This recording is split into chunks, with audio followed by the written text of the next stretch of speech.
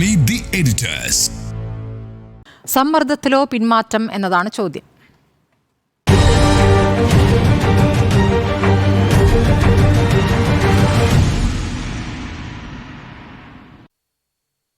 ഉണ്ണികൃഷ്ണൻ ഇന്നലെ വാർത്താ സമ്മേളനത്തിലാണ് മുഖ്യമന്ത്രി പിന്മാറുന്നു എന്നുള്ള കാര്യം അറിയിച്ചത്.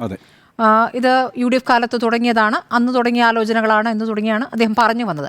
പക്ഷെ ആ പിന്മാറുന്നത് എന്ത് കാര്യത്തിലാണ് പിന്മാറുന്നത്? അല്ല, നമ്മുടെ ഈ ചോദ്യം ശരിവയ്ക്കുന്ന ഉത്തരം തന്നെയാണ് ഞാൻ പറഞ്ഞിരിക്കുന്നത്. സമ്മർദ്ദങ്ങൾക്കൊടുവിലാണ് സർക്കാർ ഈ വനനിയമ ഭേദഗതിയിൽ നിന്ന് പിൻവാങ്ങിയിട്ടുള്ളത്. അതിപ്പോൾ സ്മൃതി പറഞ്ഞത് കണക്ക് ഇന്നലെ മുഖ്യമന്ത്രി ഒരു വാർത്താ സമ്മേളനം വിളിച്ചാണ് കേരളത്തോട് അനൗൺസ് ചെയ്യുന്നത്. അതിന് മുന്നോടിയായി അദ്ദേഹം പറഞ്ഞൊരു കാര്യം, 1961 വനനിയമത്തെ 2013 UDF സർക്കാരാണ് ഭേദഗതി ചെയ്തത് എന്ന് പറയുമ്പോൾ തന്നെ അതിനകത്തൊരു രാഷ്ട്രീയം ഉള്ളടങ്ങിയിട്ടുണ്ട്. എന്താണ് ആ രാഷ്ട്രീയം? ഞങ്ങളല്ല ഇത് ആദ്യം കൊണ്ടുവന്നത്, മറിച്ച് UDF ആണ് ഇത് കൊണ്ടുവന്നത്, പിന്നീട് ഞങ്ങളത് നടപ്പാക്കാൻ മുന്നോട്ട് കൊണ്ടുപോകാൻ ശ്രമിക്കുകയായിരുന്നു എന്നാണ് അദ്ദേഹം പറഞ്ഞു വയ്ക്കുന്നത്. ഇനി ഈ വനനിയമ ഭേദഗതി പിൻവലിക്കുന്നതിൻ്റെ ഭാഗമായി അദ്ദേഹം പറഞ്ഞിട്ടുള്ള ചില കാര്യങ്ങളൊന്ന് പരിശോധിച്ച് നോക്കിയേ. ഒന്ന്, അദ്ദേഹം പറയുന്നത് കേരളം ഒരു ചെറിയ സംസ്ഥാനമാണ്, 38,863 ചതുരശ്ര കിലോമീറ്റർ മാത്രം വിസ്തീർണമുള്ള ഒരു സംസ്ഥാനമാണ് നമ്മുടേത്. അതിൽ തന്നെ 11,309 ചതുരശ്ര കിലോമീറ്റർ വനമാണ്.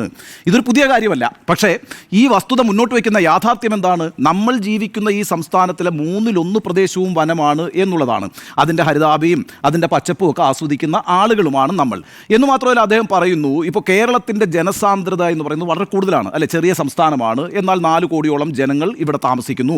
അതിൽ 1/3 വനപ്രദേശമായിരിക്കുന്നു. പിന്നെ 1/2 സ്ഥലമേ നമുക്ക് താമസിക്കാനുള്ളൂ. അവിടുത്തെ സ്ഥിതി എന്താ?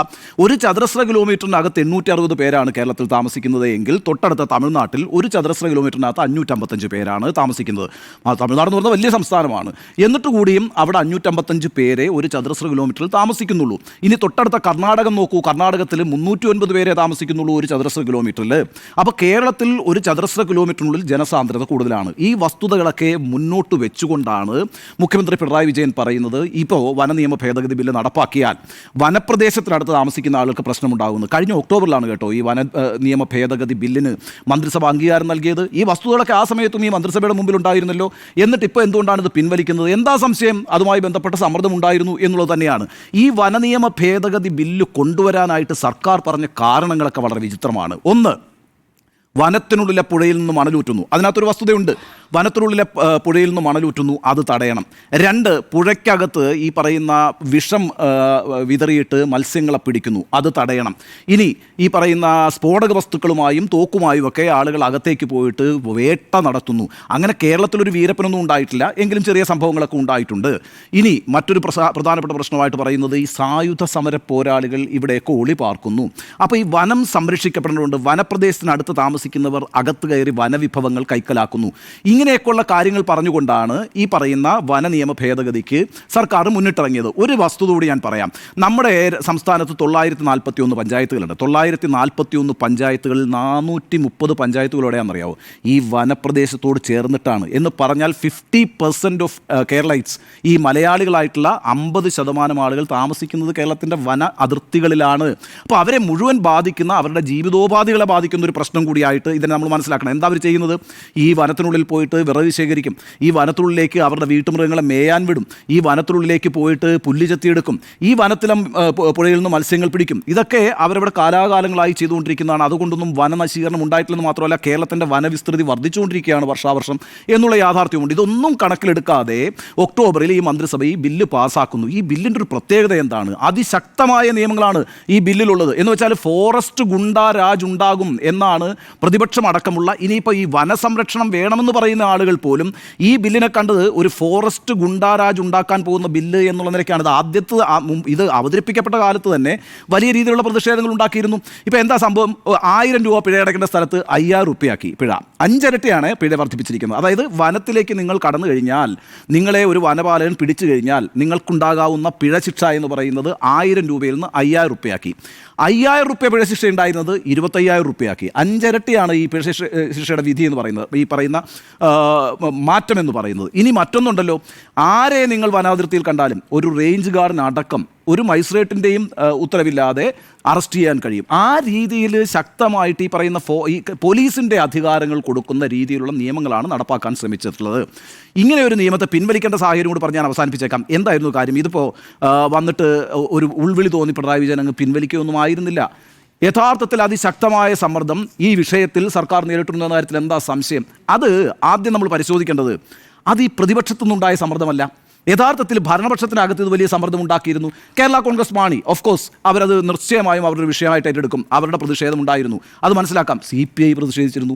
CPIക്ക് ഈ വനനിയമ ഭേദഗതി ബില്ല് അവതരിപ്പിക്കുന്നതിനും നടപ്പാക്കുന്നതിനും എതിരായിരുന്നു CPI. അവിടെ തീരുന്നില്ലല്ലോ. അതുപോലെ ഓരോ ഘടകകക്ഷികളും അവരുടെ പ്രശ്നം, ഈ വിഷയം ഉണ്ടാക്കാൻ പോകുന്ന പൊളിറ്റിക്കൽ ഇമ്പാക്റ്റ് പരിശോധിക്കാതെയാണ് സർക്കാർ ഇത്തരത്തിലൊരു നടപടിയിലേക്ക് പോകുന്നതെന്നുള്ള വിമർശനം LDFൽ ഉയർന്നിട്ടുണ്ടല്ലോ. ഏറ്റവും അവസാനം CPMന്റെ സംസ്ഥാന കമ്മിറ്റിയിലും ഈ വിമർശനം ഉണ്ടായിട്ടുണ്ട്. അതിൻ്റെ അടിസ്ഥാനത്തിലാണ് സർക്കാരിനോട് പറഞ്ഞത് പിൻവലിക്കണം എന്ന് പറഞ്ഞത്. അപ്പോൾ യഥാർത്ഥത്തിൽ ഭരണപക്ഷത്ത് നിന്ന് തന്നെ വലിയ സമ്മർദ്ദം ഉണ്ടായിരുന്നു. ഇനി ഏറ്റവും പ്രധാനപ്പെട്ട സമ്മർദ്ദം ഉണ്ടായത് എവിടെ നിന്നാണ്? ക്രൈസ്തവ സഭകളിൽ നിന്നാണ്. ക്രൈസ്തവ സഭകളിൽ നിന്നും അതിശക്തമായ സമ്മർദ്ദം ഉണ്ടായി എന്ന് മാത്രമല്ല, ക്രൈസ്തവ സഭകൾ UDFനോട് കൈകോർക്കുന്നൊരു സാഹചര്യം സംസ്ഥാനത്ത് സംജാതമാക്കുന്നതിന് ഈ ബില്ല് വഴിവെക്കുമെന്ന് ഇടതുപക്ഷം മണത്തു, CPM മണത്തു, പിണറായി വിജയൻ മണത്തു. അതുകൊണ്ടാണ് ഇത് പിൻവലിക്കുന്നത്. നമുക്കറിയാലോ, ക്ലിമിസ് ബാവ തിരുമേനി പോയിട്ട് സാദിഖ് അലി തങ്ങളെ കാണുന്നത് എന്തിനാണ്? സാദിഖ് അലി തങ്ങളെ കാണുന്നത് മുനമ്പം വിഷയത്തിൽ അവരെടുത്തിട്ടുള്ള ഒരു പോസിറ്റീവായ സമീപനത്തിന് കൈകൊടുക്കാൻ വേണ്ടിയിട്ടാണെങ്കിൽ കൂടിയും സംസാരിച്ച വിഷയങ്ങളിൽ ഇത് പെടുമല്ലോ. അതുപോലെ തന്നെ ലത്തീൻ കത്തോലിക്ക സഭയുടെ ഒരു പ്രധാനപ്പെട്ട കമ്മിറ്റി നെയ്യാറ്റിങ്കരെ കൂടിയല്ലോ. അത് കഴിഞ്ഞിട്ട് വന്നിട്ട് പിന്നെ ബിഷപ്പുമാർ പറഞ്ഞൊരു കാര്യം എന്താ? ഈ ഭേദഗതി ബില്ലുമായിട്ട് പോയാൽ സമദൂരം ഉണ്ടാവില്ല എന്നാണ് അവർ പറഞ്ഞത്. ഇന്നിപ്പോൾ പിന്നെ താമരശ്ശേരി ബിഷപ്പ് എന്താ പറഞ്ഞത്? ഞങ്ങളുടെ സമ്മർദ്ദത്തിൻ്റെ അടിസ്ഥാനത്തിലാണ് ഇത് പിൻവലിച്ചതെന്നാണ്. അത് മാത്രമല്ല PV അൻവറിന് അദ്ദേഹം പിന്നെ അഭിവാദനങ്ങളും രേഖപ്പെടുത്തിയിട്ടുണ്ട്. അപ്പം ആ അർത്ഥത്തിൽ വലിയ സമ്മർദ്ദം ക്രൈസ്തവ സഭകളിൽ നിന്നുണ്ടായി എന്ന് മാത്രമല്ല, പ്രതിപക്ഷം ഇതൊരു വിഷയമാക്കാൻ തീരുമാനിച്ചിരുന്നല്ലോ. 27-ാം തീയതി മുതൽ പ്രതിപക്ഷത്തിൻ്റെ ജാഥ, മലയോര ജാഥ ആരംഭിക്കാൻ പോവുകയായിരുന്നു. PV അൻവർ ഈ പറയുന്ന വലിയ രീതിയിൽ ഈ വിഷയം ഏറ്റെടുത്തുകൊണ്ട് മലയോര മേഖലകളിൽ ക്യാമ്പയിൻ ചെയ്യാൻ പോവുകയായിരുന്നു. ഈ വിഷയങ്ങളെല്ലാം തങ്ങൾക്കെതിരായി വരുമെന്ന് മനസ്സിലാക്കിയിട്ടാണ് യഥാർത്ഥത്തിൽ ഇന്നലെ പിണറായി വിജയൻ വാർത്താസമ്മേളനം നടത്തി ഈ ബില്ല് പിൻവലിക്കുമെന്ന് പറയുന്നത്. അത് ഈ പറയുന്ന വനമേഖലയിലുള്ള ആളുകളോട് കാണിക്കുന്ന ഒരു ഔദാര്യമല്ല, ജനങ്ങൾക്ക് ക്ഷേമകരമാകുന്ന നിയമം മാത്രമേ പാസ്സാക്കൂ ഈ സർക്കാർ എന്ന് പറയുമ്പോൾ കഴിഞ്ഞ ഒക്ടോബറിൽ മന്ത്രിസഭ യോഗം ചേർന്ന് ഈ ബില്ല് പാസ്സാക്കുമ്പോൾ ഈ പറയുന്ന ആകാംക്ഷയും ഉദ്വേഗവും ഒന്നും ഉണ്ടായിരുന്നില്ലേ? അത് കഴിഞ്ഞ് നവംബർ 1 ഗസറ്റിൽ വിജ്ഞാപനം ചെയ്തല്ലോ. എന്നിട്ട് ആളുകളുടെ അഭിപ്രായം അന്വേഷിക്കാനായിട്ട് തീരുമാനിച്ചു. അതിൻ്റെ സമയപരിധി പോലും വെട്ടിക്കുറച്ചു. എന്തിനാണ് ഒരു പാർട്ടിയും അതിൻ്റെ മന്ത്രിയും ഇത്ര വേഗത്തിൽ, ഇത്ര തിടുക്കത്തിൽ ഈ പറയുന്ന വനനിയമ ഭേദഗതി ബില്ല് നടപ്പാക്കാൻ ശ്രമിക്കുന്നതെന്നാണ് LDFൽ ചോദ്യം ഉയർന്നിട്ടുള്ളത്. അപ്പോൾ LDFനകത്തു നിന്ന് വലിയ സമ്മർദ്ദമുണ്ടായി. ഇത് തൊട്ടാൽ കൈപൊള്ളുമെന്ന് മനസ്സിലായ പിണറായി വിജയനും മന്ത്രിസഭയും ഇന്നലെ ചേർന്നിട്ട് തീരുമാനമെടുക്കുന്നത് എന്താണ്? ഈ ബില്ലിൽ നിന്ന് പിന്നോട്ട് പോകുന്നു, ബില്ല് ഉപേക്ഷിക്കുന്നു എന്നാണ്. അതുകൊണ്ട് യഥാർത്ഥത്തിൽ കേരളത്തിൽ രൂപപ്പെട്ടു വന്ന വലിയ രാഷ്ട്രീയ സമ്മർദ്ദം, വലിയ മതപരമായ സമ്മർദ്ദം, വലിയ വനമേഖലയിൽ നിന്നുള്ള ജനങ്ങളുടെ രോഷം, ഇതെല്ലാം കണക്കിലെടുത്തുകൊണ്ട് സ്വന്തം പാളയത്തിൽ പട ഉണ്ടാകുന്നു എന്ന് തിരിച്ചറിഞ്ഞുകൊണ്ട് ചെയ്തിട്ടുള്ളൊരു നടപടിയാണ്. അതുകൊണ്ട് സമ്മർദ്ദത്തിൻ്റെ അടിസ്ഥാനത്തിൽ യഥാർത്ഥത്തിൽ ഈ ബില്ല് ഉപേക്ഷിക്കേണ്ടി വന്നു എന്നുള്ളതാണ് യാഥാർത്ഥ്യം. സമ്മർദ്ദത്തിലോ പിന്മാറ്റം എന്ന ചർച്ച തുടരുകയാണ്. സമ്മർദ്ദം എന്ന് പറയുമ്പോൾ ഒരു സമ്മർദ്ദമല്ല, അകത്തുനിന്നും പുറത്തുനിന്നും ചുറ്റുപാടുനിന്നും മുഴുവൻ ഉയർന്നിരിക്കുന്ന സമ്മർദ്ദത്തിൽ എടുക്കേണ്ടി വന്ന തീരുമാനം എന്നുള്ളതാണ്. അതിലാദ്യം വരുന്നത് നാളെ സഭാ സമ്മേളനം തുടങ്ങുന്നു. സഭാ സമ്മേളനത്തിൽ പ്രതിപക്ഷത്തിൻ്റെ ചൂട്, പ്രതിപക്ഷ രോഷത്തിൻ്റെ അവരുടെ പ്രതികരണത്തിൻ്റെ ചൂട് അറിയുന്നതിന് മുൻപ് തന്നെ വേഗം ഒരു തീരുമാനം മാറ്റുന്ന നടപടിയിലേക്ക് പോകുന്നു. അതിലപ്പുറം ആദ്യം വരാൻ പോകുന്നത് നിലമ്പൂർ ഉപതെരഞ്ഞെടുപ്പാണ്. നിലമ്പൂർ ഉപതെരഞ്ഞെടുപ്പ് എന്ന് പറയുമ്പോൾ മലയോര പ്രദേശമാണ്. അപ്പോൾ PV അൻവർ ആ വിഷയം പലതവണ ഉന്നയിച്ചതാണ്, നമ്മൾ കണ്ടതാണ്. അപ്പോൾ ആ വിഷയം ആ ഉപതെരഞ്ഞെടുപ്പിൽ പ്രതിഫലിക്കുമെന്നുള്ളത് കൊണ്ട് അതിന് മുൻപ് തന്നെ ആ തീരുമാനത്തിലേക്ക് പോവുക എന്നുള്ളതാണ്. പിന്നെ വരാൻ പോകുന്ന തദ്ദേശ തെരഞ്ഞെടുപ്പിലായാലും പിന്നീട് വരാൻ പോകുന്ന നിയമസഭാ തെരഞ്ഞെടുപ്പിലായാലും ഒക്കെ തന്നെ ബാധിക്കാവുന്ന ഒരു വിഷയം എന്നുള്ളതാണ്. ഇത് യഥാർത്ഥത്തിൽ ആലോചിക്കാതെ എടുത്ത ഒരു തീരുമാനം എന്ന നിലയ്ക്ക് തന്നെയാണ് വിലയിരുത്തുന്നത് എന്നുള്ളതാണ്. ഇതിപ്പോൾ പാർട്ടിക്കകത്ത് ചർച്ച ചെയ്തില്ല വേണ്ട വിധത്തിൽ, LDFനകത്ത് ചർച്ച ചെയ്തില്ല വേണ്ട വിധത്തിൽ മന്ത്രിസഭാ തീരുമാനമായി വരുമ്പോൾ ഒരു ചർച്ച ചെയ്യാതെയാണ് പല മന്ത്രിസഭാ തീരുമാനങ്ങളും വരുന്നത് എന്നതിൻ്റെ ഉദാഹരണമാണ്. കാരണം ഇതിനെ ന്യായീകരിച്ചുള്ള പ്രതികരണങ്ങളാകെ വന്നത് വനമന്ത്രിയുടെ ഭാഗത്തുനിന്നാണ്.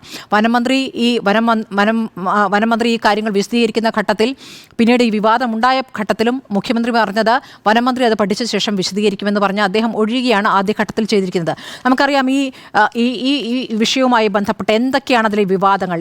52-63 വകുപ്പുകളുമായി ബന്ധപ്പെട്ടാണ് ഏറ്റവും കൂടുതൽ വിമർശനങ്ങൾ ഉയരുന്നത്.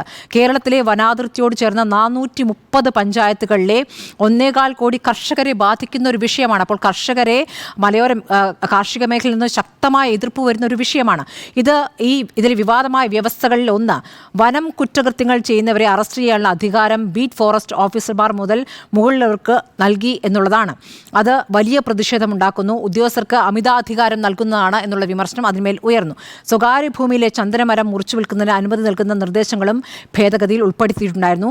വനത്തിൽ മാലിന്യം തള്ളുന്നവരിൽ നിന്നും വന്യമൃഗങ്ങളെ ശല്യം ചെയ്യുന്നതിൽ നിന്നും നേരിട്ട് പിഴ അടയ്ക്കുന്നതിനുള്ള നിർദ്ദേശങ്ങൾ, അതാണ് ആ പിഴത്തുക കൂട്ടിയെന്ന് അടക്കമുള്ള വിവരങ്ങൾ വരുന്നു. അപ്പോൾ ഇത് ബീറ്റ് ഫോറസ്റ്റ് ഓഫീസർമാർക്കും സെക്ഷൻ ഫോറസ്റ്റ് ഓഫീസർമാർക്കും അനിയന്ത്രിതമായ അധികാരങ്ങൾ നൽകുമ്പോൾ അവർക്ക് പോലീസിനേക്കാൾ വലിയ അധികാരമാണ്.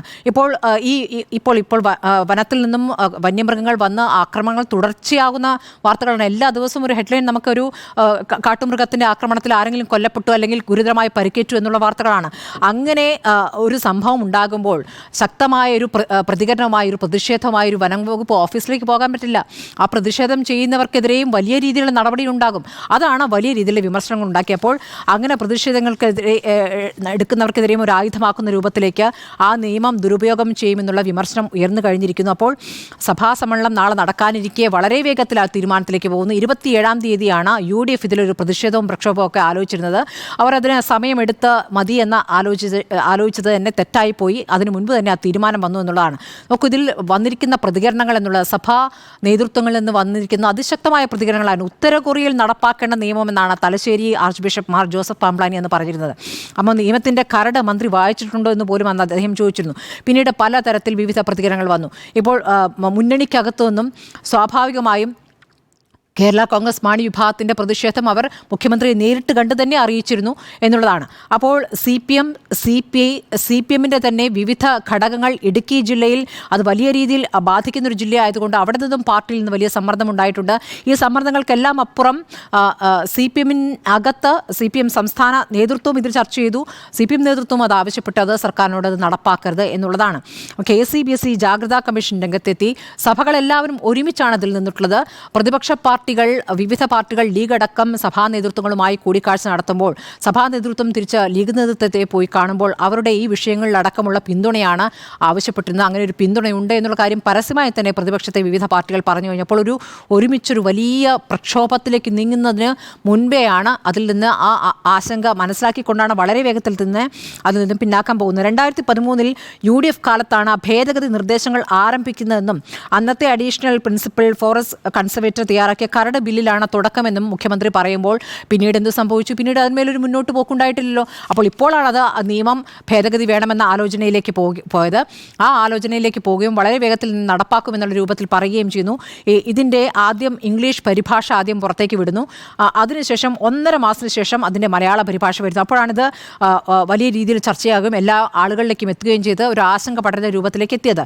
അപ്പോൾ മതിയായ ചർച്ച നടത്താതെ എടുത്ത തീരുമാനത്തിൽ നിന്ന് സർക്കാർ പിന്നാക്കം പോകുന്നത് തിരഞ്ഞെടുപ്പുകൾ മുന്നിൽ കണ്ടാണ്. പ്രതിപക്ഷ പ്രതിഷേധം ഭയന്ന് തന്നെയാണെന്ന കാര്യത്തിൽ ഒരു തർക്കവുമില്ല. അതിനപ്പുറം മുന്നണിക്ക് അകത്തുനിന്ന് വരുന്ന പ്രശ്നം തെരഞ്ഞെടുപ്പിൽ വലിയ രീതിയിൽ തിരിച്ചടിയാകുമെന്നുള്ള വിലയിരുത്തൽ തന്നെ അതിൽ നിന്ന് പിന്നാക്കം പോയിരിക്കുന്നു. നാളെ സഭാ സമ്മേളനം തുടങ്ങുമ്പോൾ ഈ വിഷയം എന്തായാലും പ്രതിപക്ഷത്തിന് ഉയർത്താൻ കഴിയില്ല എന്ന രൂപത്തിലേക്ക് ആ തീരുമാനത്തിലേക്ക് എത്തിക്കാൻ സർക്കാരിനായത് അല്ലെങ്കിൽ മുഖ്യമന്ത്രിക്കായത് പ്രതിപക്ഷത്തിന് ഒരു തിരിച്ചടി കൂടിയാണ് എന്നാണ് ഞാൻ മനസ്സിലാക്കുന്നത്. അപ്പോൾ സമ്മർദ്ദത്തിൽ തന്നെയുള്ള പിന്മാറ്റമാണ്. 1-2 സമ്മർദ്ദമല്ല, 4 പാടുമുള്ള സമ്മർദ്ദം താങ്ങാനാവാതെ എടുത്ത തീരുമാനം തന്നെ. ശ്രീ ആൻഡ്രൂ, കേരളത്തിലെ 50% വരുന്ന ജനങ്ങളെ ബാധിക്കുന്ന ഒരു വലിയ ബില്ലിന് സർക്കാർ മുതിർന്നപ്പോൾ അത് വേണ്ടത്ര ഔചിത്യത്തോടുകൂടി ചെയ്തതാണോ എന്നുള്ള കാര്യത്തിൽ എനിക്ക് സംശയമുണ്ട്. കാരണം കേരളത്തിലെ ഒരാളോടും ഡിസ്കസ് ചെയ്തിട്ടില്ല. അതിന് വേണ്ടിയിട്ട് ഒരു കാര്യമായ രീതിയിൽ ഒരു മന്ത്രിസഭാ ഡിസ്കഷൻ നടത്തിയില്ല. ഒരു നമ്മൾ അറിയുന്നത് തന്നെ ഒരു സുപ്രഭാതത്തിൽ രാവിലെ ഒരു മന്ത്രിസഭാ ഡിസിഷനായിട്ട് ഇങ്ങനെ വരികയാണെങ്കിൽ ഒരു വനഭേദഗതി ബില്ല് വരുന്നുണ്ട് എന്നുള്ളത് കർഷകരുമായിട്ട് ഒരു ചർച്ചയും നടത്തിയിട്ടില്ല. അപ്പോൾ സഭകളൊക്കെ ആരോപിക്കുന്ന കാര്യം എന്ന് പറഞ്ഞാൽ കർഷക സംഘടനകളുമായിട്ട് ആലോചിച്ചിട്ടില്ല, സഭകളുമായിട്ട് ആലോചിച്ചിട്ടില്ല, ജനങ്ങളുമായിട്ട് ആലോചിച്ചിട്ടില്ല. അങ്ങനെ ഒരു സ്ഥലത്തുനിന്നും ഒരു ആലോചന ഇല്ലാതെ ഒരു വനഭേദഗതി ബില്ല് വന്നു എന്നുള്ളതാണ്. കേരളത്തിലെ ഉണ്ണിസാർ നേരത്തെ പറഞ്ഞ പോലെ കേരളത്തിലെ 50% ജനങ്ങളെ ബാധിക്കുന്നതാണ്, 400-ലധികം പഞ്ചായത്തുകളെ ബാധിക്കുന്നതാണ് ഈ പറഞ്ഞ മലയോര മേഖല എന്ന് പറയുന്നത്, വനവുമായി ബന്ധപ്പെട്ട സ്ഥലങ്ങളിൽ എന്ന് പറഞ്ഞാൽ എന്താണ്? കേരളത്തിലെ 1/3 സ്ഥലം മുഴുവൻ വനമാണ്. ആ വനഭദ്രതയിൽ താമസിക്കുന്ന ആൾക്കാരെല്ലാം ഈ പറയുന്ന സംവിധാനങ്ങളുമായി ബന്ധപ്പെട്ട് അല്ലെങ്കിൽ ഈ പറയുന്ന വനവുമായി ബന്ധപ്പെട്ട് കേസുകൾ നടത്തുന്നതോ നടത്തിക്കൊണ്ട് വരുന്നതോ ആയ ആൾക്കാർ തന്നെയാണ്. ഇതിലെന്താണ് ഏറ്റവും വലിയ പോലീസിനേക്കാളും വലിയ അധികാരം ഫോറസ്റ്റ് ഉദ്യോഗസ്ഥന്മാർക്ക് നൽകുന്നു എന്നുള്ളതാണ്. കാരണം എന്താണ്? അവർക്ക് പരാതി വേണ്ട അറസ്റ്റ് ചെയ്യാൻ വേണ്ടിയിട്ട്. പരാതി വേണ്ട, ഫോറസ്റ്റിൽ കയറി എന്ന് പറഞ്ഞാലും വേണമെങ്കിൽ അറസ്റ്റ് ചെയ്യാം. ബീറ്റ് ഫോറസ്റ്റ് ഓഫീസർ വന്നിട്ട് ഒരാളെ അറസ്റ്റ് ചെയ്യുകയാണെങ്കിൽ അവസ്ഥയിലേക്ക് നോക്കിക്കുക. നമ്മൾ സാധാരണ പറയുമല്ലോ, ഒരു പോലീസ് ഉദ്യോഗസ്ഥൻ പറയും എസ് ഐ റാങ്കിൽ പെടുന്ന ഒരു ഉദ്യോഗസ്ഥനെങ്കിലും വന്നിട്ടായിരിക്കും നമ്മൾ അറസ്റ്റ് ചെയ്യുക എന്നുള്ളത്. അത് മാത്രമല്ല, കോടതിയിൽ പിന്നെ DFO റേഞ്ചിലുള്ള ആൾക്കാരുടെ മുൻപിൽ പോയി സബ്മിറ്റ് ചെയ്യാൻ കാലതാമസം എടുക്കാൻ പാടില്ലായിരുന്നു ഇപ്പോഴത്തെ കാലയളവിൽ. ഇനി അത് പോലീസ് ഫോറസ്റ്റ് കസ്റ്റഡിയിൽ വെക്കാം, ഉദ്യോഗസ്ഥൻ്റെ കസ്റ്റഡിയിൽ വെക്കാം. അങ്ങനെ നിരവധി അധികാരങ്ങൾ കൊടുക്കുകയാണ്. 5000 രൂപ പിഴയുള്ളവന് 25,000 ആക്കുക, 1000 ഉള്ളവന് 5000 ആക്കുക, പിന്നെ വനത്തിൽ കയറിയിട്ടുണ്ടെങ്കിൽ ട്രെസ്പാസിന് കേസെടുക്കുക. അങ്ങനെ നിരവധി അധികാരങ്ങൾ കൊണ്ട് പോലീസ് വെക്കുക. അപ്പോൾ എന്താണ് സംഭവിക്കുക? പോലീസ് ആഭ്യന്തര വകുപ്പിനേക്കാളും വലിയൊരു വകുപ്പായി എന്ത് മാറും? ഈ പറഞ്ഞ ഫോറസ്റ്റ് ഡിപ്പാർട്ട്മെൻറ്റ് മാറും എന്നുള്ളതാണ്. 800-ലധികം, ഒരു സ്ക്വയർ കിലോമീറ്ററിൽ 800-ലധികം ആൾക്കാർ തിങ്ങിപ്പാർക്കുന്ന ഒരു സ്ഥലത്ത് ഒരു കടുവ ഇറങ്ങിയിട്ടുണ്ടെങ്കിൽ അതിനെ പിടിക്കാൻ പറ്റാത്ത സർക്കാരിനെ കുറിച്ചാണ് ഇത് പറയുന്നതെന്ന് ഓർക്കണം. ഇപ്പം ഞാൻ പറയുന്നത് പുൽപ്പള്ളി, വയനാട്ടിലെ പുൽപ്പള്ളിയിൽ ഒരു കടുവ ഇറങ്ങിയിട്ടുണ്ട്. എത്ര ദിവസമായെന്നറിയോ? കടുവ ഫോറസ്റ്റ് ഓഫീസർ അന്വേഷിച്ചടക്കം കടുവ വന്നിട്ട് ആടിനെ പിടിക്കുന്ന അവസ്ഥയാണ്. 2 ആഴ്ചക്കുള്ളിൽ 7 പേര് അതെ, രണ്ടാഴ്ചക്കുള്ളിൽ. കാരണം വനമൃഗങ്ങളുടെ ആക്രമണം കാലം 8-ലധികം പേര് മരിച്ച സ്ഥലത്താണ് ഈ പറയുന്നത്. ഒരു ചെറിയ സ്റ്റേറ്റിൽ 15-20 ദിവസത്തിനുള്ളിൽ 8-ലധികം ആൾക്കാരുടെ മരണപ്പെട്ട സ്ഥലത്ത് അതിന് പിന്നെയും അധികാരം കൊടുത്തുകൊണ്ട്, അതിന് പിന്നെയും അധികാരം ഫോറസ്റ്റ് ഉദ്യോഗസ്ഥന്മാർക്ക് കൊടുത്തുകൊണ്ട് നിയമം പാസ്സാക്കുന്ന സംവിധാനത്തെ എത്ര ലാഘവത്തോടു കൂടിയാണ് കേരള സർക്കാർ കണ്ടത്. ഈ സോളാർ വിളക്കുകൾ സ്ഥാപിക്കുമെന്ന് പറഞ്ഞു, നടന്നിട്ടില്ലല്ലോ. ട്രെഞ്ചിങ് ചെയ്യുമെന്ന് പറഞ്ഞു, നടന്നിട്ടില്ലല്ലോ. ഇലക്ട്രിക് ഫെൻസിങ് നടത്തുമെന്ന് പറഞ്ഞു, നടന്നിട്ടില്ലല്ലോ. ചില അടിയന്തരമായി ചെയ്യേണ്ട കാര്യം എന്താ? മനുഷ്യർക്ക് അനുകൂലമായിട്ട് മനുഷ്യർക്ക് വേണ്ടി ചെയ്യുന്നൊരു കാര്യമായിരിക്കും സർക്കാർ പ്രവർത്തിക്കുമെന്ന് പറയുമ്പോൾ ആ സർക്കാർ അടിയന്തരമായി ചെയ്യേണ്ടത് വന്യജീവി ആക്രമണവുമായി ബന്ധപ്പെട്ട കാര്യങ്ങളിൽ ജനങ്ങളെ സംരക്ഷിക്കാൻ എന്തൊക്കെ കാര്യങ്ങൾ ചെയ്യാമെന്നുള്ളതാണല്ലോ. അവിടെ ഈ പറയുന്ന കിടങ്ങുകൾ ഉണ്ടാക്കുന്നില്ല, ഇലക്ട്രിക് ഫെൻസിങ് ഇല്ല. നമ്മൾ ഈ കഴിഞ്ഞ ദിവസം റിപ്പോർട്ട് ചെയ്ത വാർത്തയുടെ ഒരു പ്രത്യേകത എന്തായിരുന്നു? ഈ വനത്തിലേക്ക് പോകുന്ന വഴിയിലൊരു പോസ്റ്റില്ല, ഇലക്ട്രിക് പോസ്റ്റില്ല, വിളക്കില്ല. അതിൻ്റെ ഭാഗമായിട്ട് 6 ചവിട്ടി ഒരാൾ മരിച്ചു. ആ രീതിയിൽ സംരക്ഷണം എന്ന് പറയുന്നതിനേക്കാളും പ്രാധാന്യം കൊടുക്കേണ്ട യഥാർത്ഥത്തിൽ വന്യജീവി ആക്രമണത്തിലാണല്ലോ. അതാണ് ഞാൻ പറയുന്നത്. വനസംരക്ഷണ നിയമം അല്ലാന്ന് വേണ്ടത്, ജനസംരക്ഷണ നിയമം വേണ്ടേ. ജനങ്ങളെ സംരക്ഷിക്കാൻ നിയമം ഉണ്ടാക്കാൻ പറ്റാത്ത സ്ഥലത്താണ് സർക്കാർ വനത്തെ സംരക്ഷിക്കാൻ പോകുന്നത്. കാരണം 1/3 ജനങ്ങൾ, കേരളത്തിലെ 3 സ്ഥലവിസ്തൃതിയിൽ 1/3 വനമാണുള്ളത്. 2 ഭാഗം ജനങ്ങളല്ലേ ഉള്ളത്. ആ 2 ഭാഗം ജനങ്ങളെ ഇവർക്ക് സംരക്ഷിക്കാൻ പറ്റത്തില്ല. പിന്നെയാണ് വന്യജീവിനെ സംരക്ഷിക്കാൻ പറ്റും. ആദ്യം ചെയ്യേണ്ടത് ഇപ്പോൾ പുൽപ്പള്ളിയിൽ ഇറങ്ങിയ കടുവേനെ പിടിച്ച് കാണിക്കട്ടെ ഫസ്റ്റ്, അല്ല വേണ്ടത്. നാട്ടിലിറങ്ങി ആനയെ ചവിട്ടിക്കൊല്ലാം, ആളെ ചവിട്ടിക്കൊള്ളുന്ന ആനയിലല്ലേ പിടിച്ച് ആദ്യം മാറ്റുന്നത്. അത് ഇങ്ങോട്ട് ജനവാസ കേന്ദ്രത്തിലേക്ക് ഇറങ്ങാതിരിക്കാനുള്ള നടപടിയല്ലേ ഈ സർക്കാർ സ്വീകരിക്കേണ്ടത്. ഇതെന്തെങ്കിലും സർക്കാർ സ്വീകരിക്കുന്നുണ്ടോ? അത് മാത്രമാണോ? ഈ പറഞ്ഞ കർഷക സംഘടനകൾ എത്രയോ നാളായിട്ട് ആവശ്യപ്പെടുന്നതാണ് വൃത്തിയായിട്ടൊരു ഫെൻസിങ് ചെയ്യണം. ഈ വന്യമൃഗങ്ങൾ ജനവാസ മേഖലയിലേക്ക് ഇറങ്ങാതിരിക്കാൻ വേണ്ടി ഫെൻസിങ് ചെയ്യണമെന്ന് പറയുന്നുണ്ട്, കിടങ്ങുകൾ ഉണ്ടാക്കണമെന്ന് പറയുന്നുണ്ട്, വഴിവിളക്കുകൾ സ്ഥാപിക്കണമെന്ന് പറയുന്നുണ്ട്. ഇതെന്തെങ്കിലും ഈ സർക്കാർ ചെയ്തിട്ടുണ്ടോ? എത്രയാണ് നമ്മുടെ ബഡ്ജറ്റിൽ വന്യജീവി ആക്രമണത്തിന് വേണ്ടിയിട്ട് നടന്നാൽ അതിന് തടയാൻ വേണ്ടി എത്ര രൂപ ബഡ്ജറ്റിൽ മാറ്റി വെച്ചേക്കുന്നത്? അതിനെതിരെ ഒരു പ്രത്യേക പാക്കേജ് ഇന്ന് വരെ കേരളത്തിലേക്ക് ഉണ്ടാക്കിയിട്ടുണ്ടോ? നമ്മൾ വയനാട് പാക്കേജ്, കുട്ടനാട് പാക്കേജ് എന്നൊക്കെ പറയുമല്ലോ. ഈ വനാതിർത്തിയും ജനവാസ മേഖലയും തമ്മിൽ മാറ്റി നിർത്തി അത് വനമായിട്ട് മാറ്റാൻ വേണ്ടിയിട്ടും ഇത് ജനവാസ മേഖലയായിട്ട് മാറ്റാൻ വേണ്ടിയിട്ട് ഒരു പ്രൊജക്റ്റ് ഇന്നേ വരെ കേരളം സബ്മിറ്റ് ചെയ്തിട്ടുണ്ടോ? കേരളം അതിനൊരു ഇനിഷ്യേറ്റീവ് എടുത്തിട്ടുണ്ടോ? അതിനുവേണ്ടി ഒരു മന്ത്രി പ്രവർത്തിച്ചിട്ടുണ്ടോ? അതിനൊരു ഉദ്യോഗസ്ഥന്മാർ പ്രവർത്തിച്ചിട്ടുണ്ടോ? ഈ ഉദ്യോഗസ്ഥന്മാർ ഇപ്പം PV അൻവർ അന്ന് പത്രസമ്മേളനത്തിൽ പറഞ്ഞ പോലെ PV അൻവർ പറഞ്ഞ എന്താണ്? ഉദ്യോഗസ്ഥന്മാർക്ക് ഇന്നോവ ക്രിസ്റ്റ, AC താമസിക്കാൻ വണ്ടി, അവർക്കുണ്ടാകാൻ വേണ്ടി മണിമാളിക, അതിൻ്റെ അകത്ത് താമസിക്കാൻ വേണ്ടിയിട്ട് ഇപ്പോൾ വയനാട്ടിലൊക്കെ ഗജ എന്ന് പറഞ്ഞിട്ടൊരു എന്താണ് പറയുക, ഒരു ഇതുണ്ട്, നമ്മുടെ ഗസ്റ്റ് ഹൗസ്, ഫോറസ്റ്റിൻ്റെ ഗസ്റ്റ് ഹൗസാണ് കാടിൻ്റെ അകത്ത്. അതിന് സംഭവം എന്താ? കാടിൻ്റെ അകത്ത് വന്ന് ആഘോഷിച്ച് സുഖമായിട്ട് ഉദ്യോഗസ്ഥന്മാർക്ക് താമസിച്ച് പോകാൻ വേണ്ടിയിട്ടുള്ള ഒരു സ്ഥലമാണ് ഗജ എന്ന് പറഞ്ഞിട്ട്. അതാണ് പറയുന്നത് ഫോറസ്റ്റിൻ്റെ അകത്തൊരു സംവിധാനം ഉണ്ടാക്കി വെച്ചിരിക്കുകയാണ്. അതിനേക്കാളും എത്രയോ ജനങ്ങൾ ഇതിൻ്റെ അതിരകത്ത് താമസിക്കുന്ന സാധാരണക്കാരായ ആൾക്കാർ, അതാണ് വനവാസികൾ, അല്ലെങ്കിൽ പറഞ്ഞ ആദിവാസി വിഭാഗത്തിൽപ്പെട്ട ജനവിഭാഗം, ഇതൊക്കെയാണല്ലോ ഈ പറഞ്ഞ വനാതിർത്തിയിൽ താമസിക്കുന്നത്. ഇവരെ ആരെങ്കിലും സംരക്ഷിക്കാൻ വേണ്ടിയിട്ട് ഒരു സംവിധാനം ഇതുവരെ ഈ പറഞ്ഞ സർക്കാർ ഉണ്ടാക്കിയിട്ടുണ്ടോ? ഇതൊന്നും ഉണ്ടാക്കാതെ നേരെ വന്നിട്ട് എന്ത് സംഭവിക്കുന്നു? നേരെ വന്നിട്ടൊരു വനസംരക്ഷണ നിയമം ഉണ്ടാക്കും. അത് കേരളത്തിലെ ജനങ്ങൾ അംഗീകരിക്കുന്നുണ്ടോ? കേരളത്തിലെ 50% വരുന്ന ജനങ്ങളെ നേരിട്ട് ബാധിക്കുന്ന പ്രശ്നമാണ്. ഇനി എന്താണ് സർക്കാർ പിന്മാറാനുള്ള കാരണം? ഒന്നാമത്തെ കാരണം, പഞ്ചായത്ത് ഇലക്ഷൻ വരാൻ പോകുന്നതാണ്. 450 പഞ്ചായത്തിൽ വെള്ളം കുടിക്കും ഇടതുപക്ഷം. വെള്ളം കാരണം എന്താണ്? അവരെല്ലാം ബാധിക്കുന്ന പ്രശ്നമായി മാറുന്നത്. ഫോറസ്റ്റ് ഉദ്യോഗസ്ഥൻ വന്നാൽ നീ വാ എന്ന് പറഞ്ഞാൽ ഒരു ഇപ്പോൾ ഒരു പോലീസ് ഉദ്യോഗസ്ഥന് കേരളത്തിലെ ഒരു പൗരനോട് ദേഷ്യം വന്നാൽ അറസ്റ്റ് ചെയ്യാൻ പറ്റില്ല. കാരണം എന്താണ്? ഒരു പരാതി വേണം.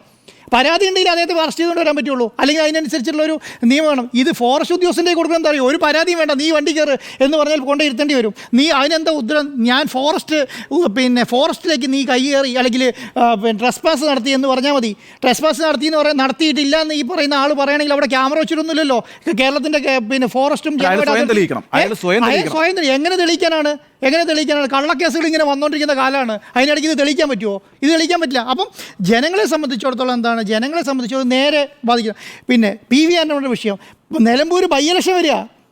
നിലമ്പൂർ ബൈ ഇലക്ഷൻ വരുമ്പോൾ എന്താ സംഭവിക്കുക? ബൈ ഇലക്ഷൻ വരുമ്പോൾ PV അൻവർ ഏറ്റവും മുതിർത്തിയാണ്. ഞാൻ രാജിവെക്കുന്ന അന്നത്തെ പത്രസമ്മേളനത്തിൽ പറയുന്നതാണ്, ഞാൻ ഇറങ്ങിയത് കൊണ്ടെങ്കിലും ഈ പറയുന്ന വനം പിന്നെ ഭേദഗതി ബില്ല് ഇല്ലാതായിട്ടുണ്ടെങ്കിൽ അത് മാത്രം മതി എന്ന് പറഞ്ഞിട്ടാണ് അൻവർ അവിടെ ഇരിക്കുന്നത് അല്ലേ? അപ്പോൾ രണ്ടാമത്തെ വിഷയമോ, മൂന്നാമത്തെ കേരളത്തിലെ ക്രൈസ്തവ സഭകൾ മുഴുവൻ മലയോര മേഖലയിൽ പടർന്ന് പന്തലിച്ച് കിടക്കുന്ന സംവിധാനങ്ങളാണ് ക്രൈസ്തവ സഭ.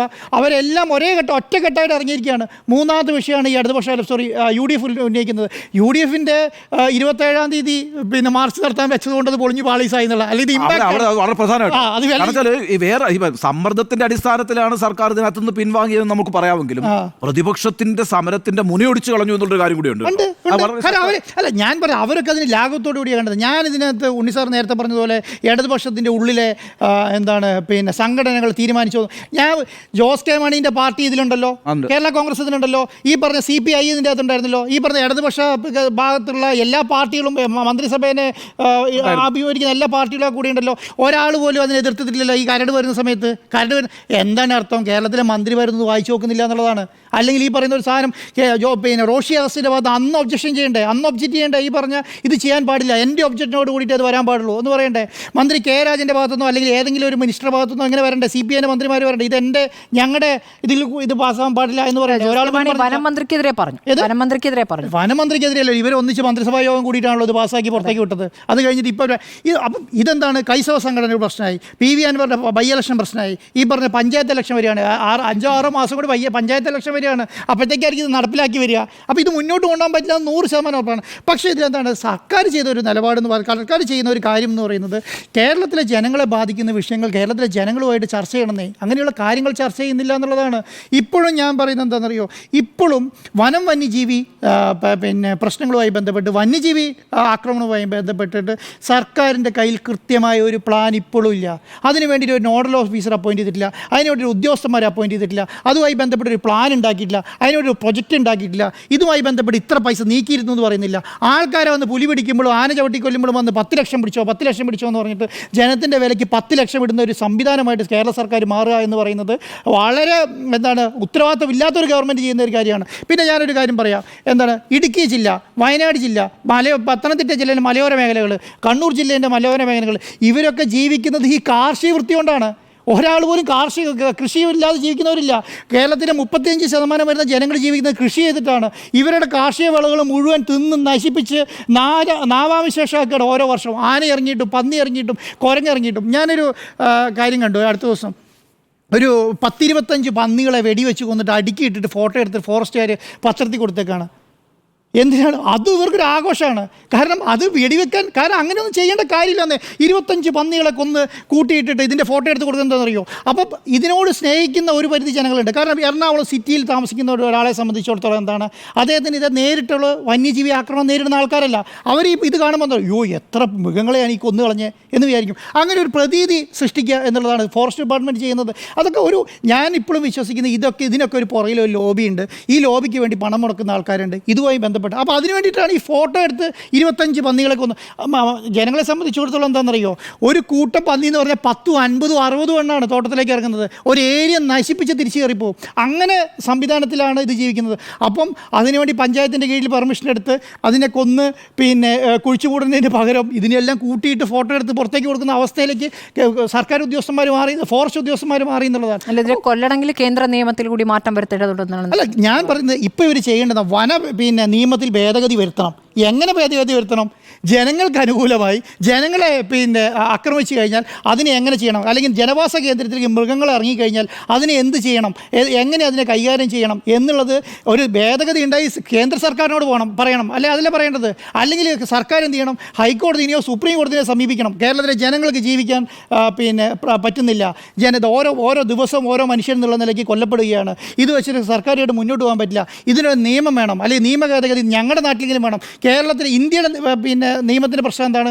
ഇന്ത്യ ഒട്ടാകെയുള്ള നിയമമാണ് അല്ലേ? ആ നിയമം കേരളത്തിൽ ബാധകമാകണമെന്ന് നിർബന്ധമൊന്നുമില്ലല്ലോ. കേരളത്തിൽ അങ്ങനെ ഇപ്പം ഞാനൊരു ഉദാഹരണം പറയാം. കേരളത്തിൽ മാത്രം കോവിഡ് ഉണ്ടായി നോക്കുക, കോവിഡ് വന്നു നോക്കുക. അപ്പം നമ്മൾ വിചാരിക്കുക ഇന്ത്യൻ്റെ നിയമം വെച്ചിട്ട് കൈകാര്യം ചെയ്യുമോ? കേരളത്തിന് വേണ്ടിയിട്ട് മാത്രം എങ്ങനെ ഈ പറഞ്ഞ കോവിഡ് തമിഴ്നാട്ടിലേക്കോ കർണാടകയിലേക്കോ കടക്കാതിരിക്കാൻ വേണ്ടിയുള്ള കാര്യങ്ങൾ മുഴുവൻ ചെയ്യില്ലേ?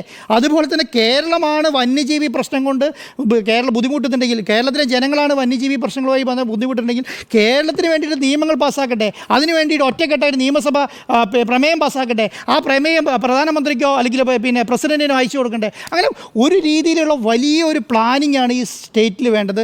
അതിന് പകരം പിന്നെയും ഇപ്പോഴുള്ള അധികാരത്തിന് പുറമെ ജീവിക്കാൻ നിവൃത്തിയില്ലാതെ കഴിയുന്ന മലയോര മേഖലയിലുള്ള ആദിവാസി വിഭാഗത്തിൽപ്പെട്ടതോ അല്ലെങ്കിൽ പാവപ്പെട്ടവരായ ആൾക്കാർക്ക് ഇപ്പോൾ ടെസ്റ്റ് പാസിന് 1000 രൂപയുള്ളൂ, നിങ്ങൾ ഇനി കയറിയാൽ 25,000 എന്ന് പറയുന്ന അവസ്ഥയിലേക്ക്, അത് 1000 അടയ്ക്കാൻ അവസ്ഥയില്ലാത്തവൻ്റെ കയ്യിലേക്ക് 25,000 എടുത്തു കൊടുക്കുന്ന അവസ്ഥയിലേക്ക് ഒരു നിയമത്തിൻ്റെ കരടുണ്ടായി എന്നുള്ളത് പറയുന്നത് തന്നെ കേരളത്തെ സംബന്ധിച്ചിടത്തോളം അവമാനമാണ്. കേരളത്തിലെ കർഷകരെ ജനങ്ങളെയും മലയോര കർഷകരെയും സഭകളെയും ഈ പറഞ്ഞ കൃഷി ഇതുമായി ബന്ധപ്പെട്ട് നിൽക്കുന്ന എല്ലാവരും അവമാനിക്കുന്ന ഒരു കരടുണ്ടായാലും ഞാൻ പറയുന്നത്.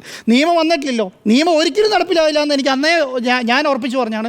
ഇതൊരിക്കലും നടക്കാൻ പോകുന്നില്ല. പക്ഷേ ഈ കരടെങ്കിലും ഈ സംസ്ഥാനത്ത് ഇങ്ങനെ ഒരു ഔചിത്യത്തോടു കൂടി അല്ലാതെ ഒരു കരടുണ്ടായി എന്നുള്ളത് പറയുന്നത് തന്നെ വലിയ കാര്യമാണ്.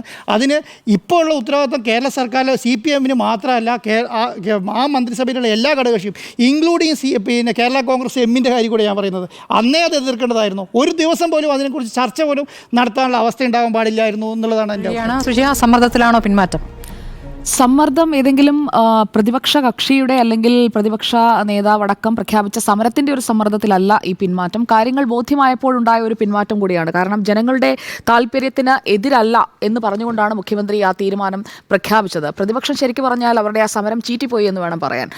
27-ാം തീയതിയാണ് പ്രഖ്യാപിച്ചത്. ആ സമരത്തിലേക്ക് പോകാൻ ഈ വിഷയം ഉയർത്തിക്കൊണ്ട് തെരഞ്ഞെടുപ്പിൽ മുതലെടുപ്പ് നടത്താനായിട്ടുള്ള ആ നീക്കം പാളിപ്പോയി എന്നുള്ളതാണ് ഇതിൽ നിന്ന് ബോധ്യമാകേണ്ടത്. ഇവിടെ വനംവകുപ്പ് ഉദ്യോഗസ്ഥർക്ക് വിപുലമായ അധികാരങ്ങൾ നൽകുന്ന ഒരു ഭേദഗതിയാണ് കൊണ്ടുവന്നത്. ഇതിൽ വനം മന്ത്രി, അതായത് LDFന്റെ ഘടകകക്ഷിയാണല്ലോ, സർക്കാരിൽ ഉള്ള ഘടകകക്ഷിയുടെ മന്ത്രി, ആ മന്ത്രി എടുത്ത തീരുമാനമാണ് തെറ്റിപ്പോയിരിക്കുന്നത്.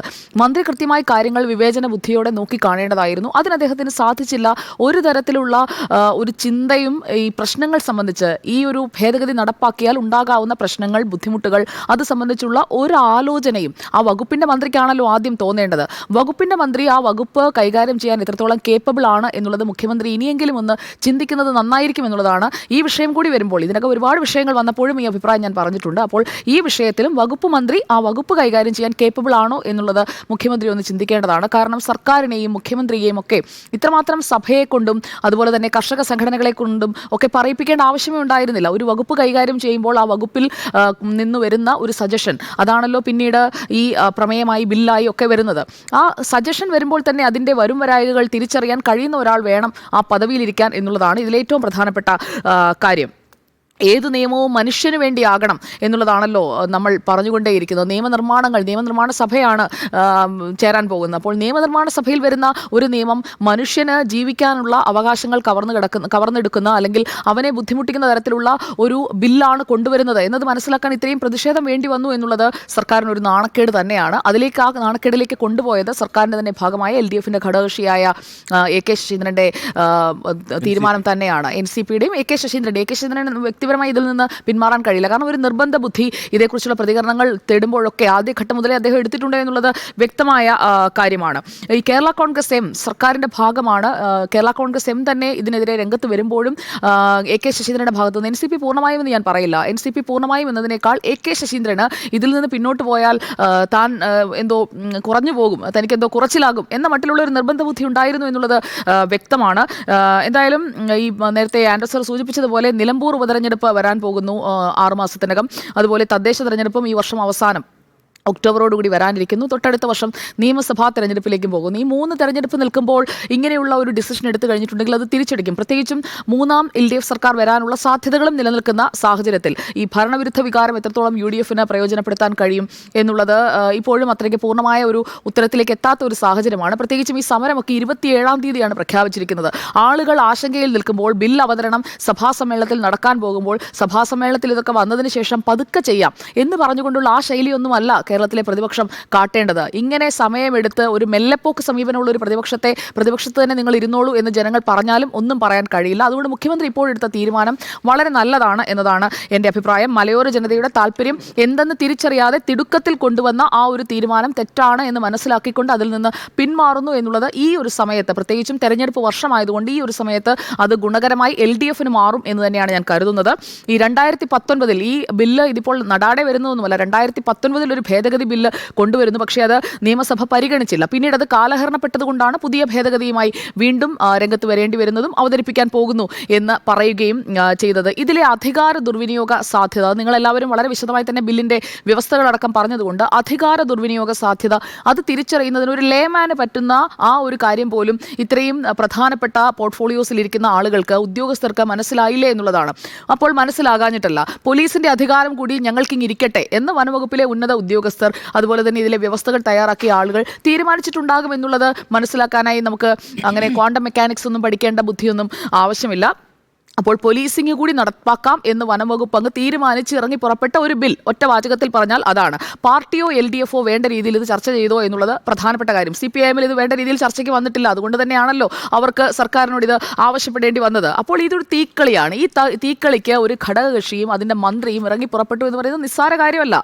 അത് സർക്കാരിനെ തന്നെ വലിയ രീതിയിൽ സമ്മർദ്ദത്തിലാക്കുന്ന ഒരു രീതിയിലേക്ക് കാര്യങ്ങൾ എത്തിച്ചു എന്നുള്ളതും വ്യക്തമാണ്. എന്തായാലും വനംവകുപ്പിൻ്റെ വനമന്ത്രിയുടെ ആ നിർബന്ധ ബുദ്ധിക്ക് നല്ല വൃത്തിയായിട്ട് തിരിച്ചടി ണ്ട് എന്നുള്ളതാണ് വ്യക്തമാകുന്നത്. കർഷക സംഘടനകളുടെ ഒരു ഒരുമിക്കലിലേക്ക് കാര്യങ്ങൾ പോയേനെ. PV അൻവറിനെ ശരിക്കും പറഞ്ഞാൽ ഒരു ലോട്ടറി ജസ്റ്റ് മിസ്സാണ്. ഒറ്റയക്കത്തിനൊക്കെ ലോട്ടറി പോവില്ലേ? ഇത് അൻവറിൻ്റെ ഒരു ലോട്ടറി ആയിരുന്നു. അത് അടിക്കാനായി ഇങ്ങനെ നിൽക്കുമ്പോഴാണ് എന്തായാലും മുഖ്യമന്ത്രി ഞങ്ങളില്ലേ എന്ന് പറഞ്ഞ് പിന്മാറിയത്. അപ്പോൾ അൻവർ ഈ കർഷക സംഘടനകളെ എല്ലാവരെയും കൂടെ ചേർത്തുകൊണ്ട്, കാരണം അൻവറിൻ്റെ ഒരു ഓർഗനൈസേഷണൽ മെക്കാനിസം എന്താണ് എന്നുള്ളത് ഇക്കഴിഞ്ഞ 14 വർഷം കൊണ്ട് പിണറായി വിജയൻ എന്തായാലും മനസ്സിലായിട്ടുണ്ടാകും. അതുകൂടി തിരിച്ചറിഞ്ഞുകൊണ്ടാണ് അങ്ങനെയുള്ള ഒരു ഒന്നിപ്പിക്കൽ വേണ്ട എന്ന് തീരുമാനിച്ചുകൊണ്ടുകൂടിയായിരിക്കും ഈ ഒരു വിഷയം പ്രതിപക്ഷത്തിന്, PV അൻവറിന്, കാരണം പ്രതിപക്ഷത്തിന്റെ UDFന്റെ ഭാഗമാകാൻ നിൽക്കുകയാണല്ലോ PV അൻവർ. അപ്പോൾ അങ്ങനെ അങ്ങ് ഉപയോഗിക്കേണ്ട എന്ന് തീരുമാനിച്ച് തന്നെയാണ് ഇതിൽ നിന്ന് പിൻവാങ്ങിയിരിക്കുന്നത്.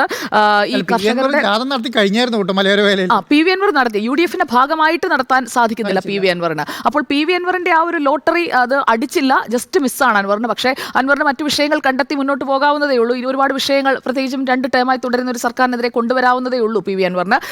ഇതിൽ ഈ ഇംഗ്ലീഷ് പരിഭാഷ പുറത്തുവിട്ട് 1.5 മാസത്തിന് ശേഷം മലയാള പരിഭാഷ പ്രസിദ്ധീകരിച്ചു. അതാണ് ചെയ്തത്. അതോടൊപ്പം തന്നെ ജനങ്ങൾക്ക് അഭിപ്രായങ്ങൾ കൊടുക്കാനായിട്ടുള്ള, അതിപ്പോൾ കേന്ദ്ര സർക്കാർ കൊണ്ടുവരുന്നതായാലും എല്ലാ കാര്യങ്ങളിലും ഈ ഒരു സമയപരിധി നിശ്ചയിക്കുമല്ലോ. ഇതിൽ അഭിപ്രായം രേഖപ്പെടുത്താനായിട്ടുള്ള സമയപരിധി അത് വെട്ടിച്ചുരുക്കി. അത് കൃത്യമായി സുതാര്യതയില്ല എന്നുള്ളതിൻ്റെ ഒന്നാന്തരം തെളിവാണ്. അഭിപ്രായ രൂപീകരണമില്ലാതെ ഇത് നേരിട്ട് ബാധിക്കുന്ന ജനങ്ങൾക്ക്, കർഷകർക്ക്, മലയോര ജനതയ്ക്ക് പൂർണ്ണമായും ഒരു അഭിപ്രായം പറയാനുള്ള സമയം കൊടുക്കാതെ ഇത് തിടുക്കത്തിൽ നടപ്പാക്കുന്നു എന്ന് പറയുന്നത് അത് സർക്കാർ ചെയ്ത ഒരു തെറ്റായ കാര്യം തന്നെയാണ്. അതുകൊണ്ട് തന്നെ പിന്മാറിയത് നന്നായി എന്നതാണ് ഈ വിഷയത്തിൽ എൻ്റെ അഭിപ്രായം. ഈ വിവാദ വ്യവസ്ഥകൾക്കെതിരെ വലിയ പ്രക്ഷോഭത്തിലേക്കൊക്കെ പോകുന്നതിന് മുൻപ് തന്നെ പ്രശ്നങ്ങൾ അവസാനിച്ചു എന്നതിൽ സന്തോഷവുമുണ്ട്. അപ്പോൾ പ്രതിപക്ഷം ഇനിയും പുതിയ കാര്യങ്ങൾ കണ്ടെത്തേണ്ടിയിരിക്കുന്നു. ഇനിയെങ്കിലും സമരം പ്രഖ്യാപിക്കുമ്പോൾ 1 മാസം അപ്പുറമല്ല, ഒരു വിഷയമുണ്ടാകുമ്പോൾ അപ്പോൾ തന്നെ വേണ്ട സമയത്ത് പ്രതിഷേധിക്കാനെങ്കിലും പ്രതിപക്ഷം തയ്യാറാകണം. ഇപ്പോൾ സമ്മർദ്ദത്തിലോ പിന്മാറ്റം എന്ന ചോദ്യത്തിന് യെസ് എന്നാണ് 4 പേരും ഒരുപോലെ അഭിപ്രായപ്പെട്ടിരിക്കുന്നത്.